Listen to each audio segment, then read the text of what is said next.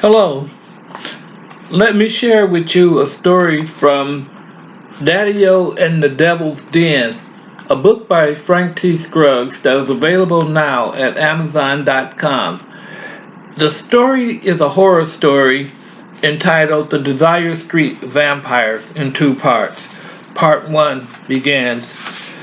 The hunger was overwhelming for Gabriel LaRue. He laughed at his name. I guess in English I would be called an archangel of the street. The irony was not lost on him. Gabriel had met angels and knew that these were beings of vast, devastating power, a power much greater than his own, and he was someone who had already lived over 500 years. Angels are treacherous and not the cute and cuddly little cherubs found on greeting cards. One angel had wiped out his entire family in one night back in 1788 CE. Gabriel's family was a clan of over 100 who occupied Valence, France for years. An angel confronted the nearly immortal clan one warm night, and then they were all gone except for himself. He alone managed to escape. He made his way from Valence to Paris and was able to board a French warship that ended up in the fledgling Republic of the United States of America, a mere British colony fighting a war for their independence. He somehow found his way from the city of Baltimore to the territory of New France. He stayed for a while in a small settlement near a river and close to one of the Great Lakes.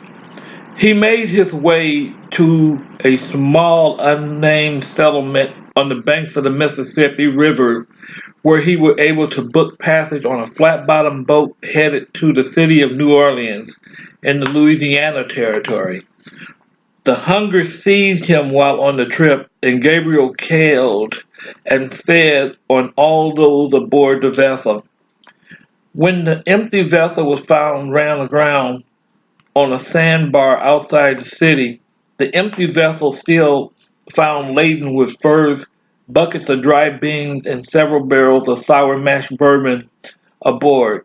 A mystery was created for the interim mayor and the military authorities of the city. Gabriel was loose in New Orleans and was there to stay. Careful when the hunger seized him, he stalked prey carefully, and although he caused many citizens to disappear, he went undiscovered for over 100 years. Once again the hunger seized him. Gabriel thought this night was unforgettable. It was unusually cold for New Orleans in the spring. He spied the youth well after midnight as the slim young man walked down the street from Charity Hospital. The young man looked very thin, but his blood smelled vital and healthy to Gabriel. Another thing to Gabriel's advantage was that the streets were empty, also unusual for New Orleans, but that would make feeding easier now that he had found prey to feed upon. He followed the young man, then causing the streetlights to flicker to instill fear. Somehow fear made prey more flavorful. Gabriel stalked the young man until they reached the mouth of the alley. He made his move, suddenly springing from the shadows, his fangs bared. He rushed toward the young man, and then there was a loud, devastating roar or bang. The loudness hurt his sensitive ears that crowded everything from his mind. He then felt something different and unusual, a burning sensation in his shoulder. Then another loud roar, followed by excruciating burning pain in his gut. And before he could process what had just happened, another loud, deafening roar and something feeling like a hard punch to his chest, knocking him backwards, causing him to lose his balance. He fell hard to the ground in a heap. His chest burned like hell. Although 200 years had passed, Gabriel realized that he had been shot. He could only lay in the dirty alley in pain. He could feel the wetness of his blood on the ground, and at that moment, he knew that although he would recover, the hunger would be worse since he had lost lots of blood. He could hear what had been his intended prey run away. He knew that soon the sun would be up and would be detrimental.